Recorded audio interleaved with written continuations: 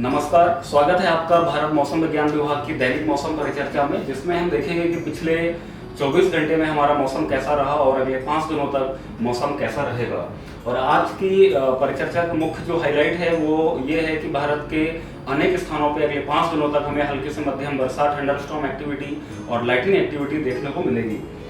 अगर हम पिछले 24 घंटे के ऑब्जर्व वेदर की बात करें और खास करके अगर हम ओलावृष्टि को देखें तो इस पिक्चर में जो ऑरेंज कलर से हमने दर्शाया है वो सारे क्षेत्र हैं जहाँ पे कल हमें ओलावृष्टि देखने को मिली है। जैसा कि हम देख पा रहे हैं, हमें हिमाचल प्रदेश में, उत्तराखंड में, महाराष्ट्र के आंतरिक हिस्से में, छत्तीसगढ़ में, झारखंड में, उड़ीसा में और तेलंगाना के कुछ एक स्थानों पर कल हमें ओलावृष्टि देखने को मिली है।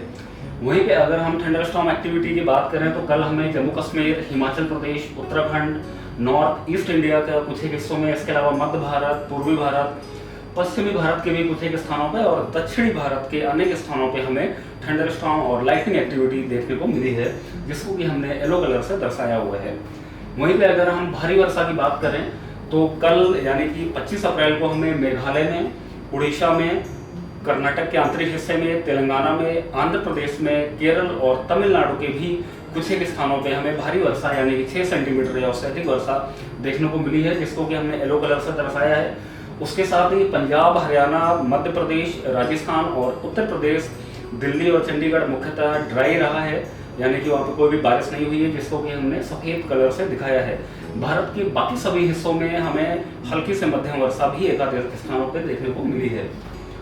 ये अगर हम मैक्सिमम यानी कि अधिकतम तापमान की बात करें तो भारत के अधिकांश हिस्सों में अधिकतम तापमान है वो 40 डिग्री सेंटीग्रेड से कम चल रहा है। और अगर खास करके हम उत्तरी पश्चिमी भारत के जम्मू कश्मीर, हिमाचल और उत्तराखंड को देखें, वहाँ पे हमारा जो अधिकतम तापमान है वो लगभग हमारा 26 से लेकर के 30 डिग्री सेंटीग्रेड तक चल रहा है। और उसके साथ ही उत्तरी पश्चिमी भारत के भी कुछ एक स्थानों पे अधिकतम तापमान लगभग हमारा 30 डिग्री के आसपास चल रहा है।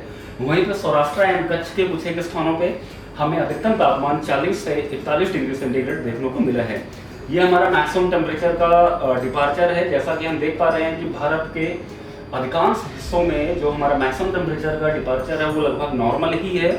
सिर्फ उत्तरी पूर्वी भारत के कुछ एक स्थानों को और सौराष्ट्र एंड कच्छ के कुछ एक स्थानों को छोड़ के जहाँ पे अधिकतम तापमान नॉर्मल से 2 से 4 डिग्री सेंटीग्रेड एबव देखने को मिल रहा है। ये हमारे आज के मुख्य सिनॉप्टिक सिस्टम्स हैं। जैसा कि हम देख पा रहे हैं कि हमारा मिडिल ट्रोपोस्फेरिक लेवल्स में एक पश्चिमी विक्षोभ है जो कि साउथ पाकिस्तान और उससे आसपास के क्षेत्रों में देखा जा सकता है। वहीं पर लोअर ट्रोपोस्फेरिक लेवल्स में एक साइक्लोनिक सर्कुलेशन जो कि उत्तरी पश्चिमी राजस्थान के ऊपर है और दूसरा साइक्लोनिक सर्कुलेशन विदर्भ के पश्चिमी हिस्से के ऊपर देखा जा सकता है। इसके अलावा एक जो विंड डिसकंटिन्यूटी है वो हमारा विदर्भ से लेकर के साउथ इंटीरियर कर्नाटक तक होके जा रही है, जो कि कर्नाटक के आंतरिक हिस्से से होके गुजर रही है। अगर हम इन सभी सिनॉप्टिक सिस्टम्स के चलते वेदर फोरकास्ट और वार्निंग के अगले 5 दिनों की बात करें तो 26 अप्रैल को यानी कि आज हमें पूर्वी भारत, उससे लगा हुआ मध्य भारत और दक्षिणी प्रायद्वीप के अनेक स्थानों पर हल्की से मध्यम वर्षा देखने को मिलेगी। इसके साथ ही हमारा जो मध्य भारत है जैसे कि मध्य प्रदेश, छत्तीसगढ़, इसके अलावा झारखंड, उड़ीसा, तेलंगाना और महाराष्ट्र के आंतरिक हिस्सों में हमें आज कुछ एक स्थानों पे ओलावृष्टि देखने को मिलेगी, जिसके चलते हमने वहाँ पे ऑरेंज कलर का वार्निंग दिया हुआ है। वहीं पे अगर हम 27 अप्रैल की बात करें तो हमें महाराष्ट्र के आंतरिक हिस्से में, तेलंगाना में और उड़ीसा में, जैसा कि हम देख पा रहे हैं, हमने ऑरेंज कलर का वार्निंग दिया है क्योंकि इन सभी स्थानों पे कुछ एक जगह पे हमें ओलावृष्टि देखने को मिलेगी। बाकी भारत के अन्य सभी हिस्सों में हमें थंडरस्टॉर्म और लाइटनिंग एक्टिविटी एक आध स्थानों पर देखने को मिल सकती है, सिर्फ उत्तर प्रदेश, बिहार और उत्तरी पूर्वी भारत के कुछ स्थानों को छोड़ के। अगर हम 28 अप्रैल की बात करें तो हमें मराठवाड़ा में 28 अप्रैल को भी ओलावृष्टि देखने को मिल सकती है।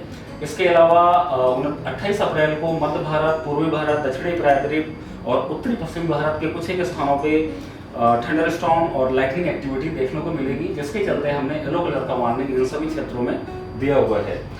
29 अप्रैल को भारत के अनेक स्थानों पे हमें एक आध जगह पे थंडरस्टॉर्म एक्टिविटी और लाइटनिंग यानी कि बिजली गिरने की संभावना है, जिसके चलते हमने येलो कलर का वार्निंग भारत के अधिकांश हिस्सों में दिया हुआ है, सिर्फ कोंकण एंड गोवा को छोड़ के, वेस्ट बंगाल को छोड़ के, झारखंड को छोड़ के और सिक्किम को एरिया को छोड़ करके। वहीं पे अगर हम 30 अप्रैल की बात करें तो 30 अप्रैल में जैसा कि हम देख पा रहे हैं कि हमारा उत्तरी पश्चिमी भारत है वहाँ पे हल्की से मध्यम वर्षा हमें कुछ एक स्थानों पर देखने को मिलेगी। वहीं पे मध्य भारत और दक्षिणीय प्रायद्वीप को अगर हम देखें तो वहाँ पे हमें हल्की से मध्यम वर्षा अनेक स्थानों पर देखने को मिलेगी। उसी तरीके से उत्तरी पूर्वी भारत के में भी हमें हल्की से मध्यम वर्षा अनेक स्थानों पर देखने को मिलेगी। इसके साथ ही पश्चिमी भारत में केवल हल्की वर्षा एकाध स्थानों पर ही देखने को मिलेगी और thunder storm, lightning activity Bharat के अनेक स्थानों पे हमें 30 अप्रैल को देखने को मिलेगी, जिसके चलते हमने येलो कलर का वार्निंग दिया हुआ है सिर्फ जम्मू कश्मीर, कोंकण, गोवा और सिक्किम के क्षेत्रों को छोड़ के। इसके साथ ही हमें केरल में अगले 5 दिनों तक एकाध स्थान पे भारी वर्षा देखने को मिलती रहेगी। वहीं पे अगर हम तमिलनाडु की बात करें तो हमें 27 अप्रैल को और 30 अप्रैल को भारी वर्षा देखने को मिलेगी। इसके साथ ही अगर हम हीट वेव की बात करें, हीट वेव मतलब शीत लहर की अगर हम बात करें तो अगले लगभग 10 दिनों तक हमें तो भारत के किसी भी स्थान पर हीट वेव आने की संभावना नहीं है। मौसम की और अधिक जानकारी के लिए आप हमारी IMD पे विजिट कर सकते हैं। इसके साथ ही हमारा फेसबुक पेज और ट्विटर पे हमें फॉलो कर सकते हैं। धन्यवाद।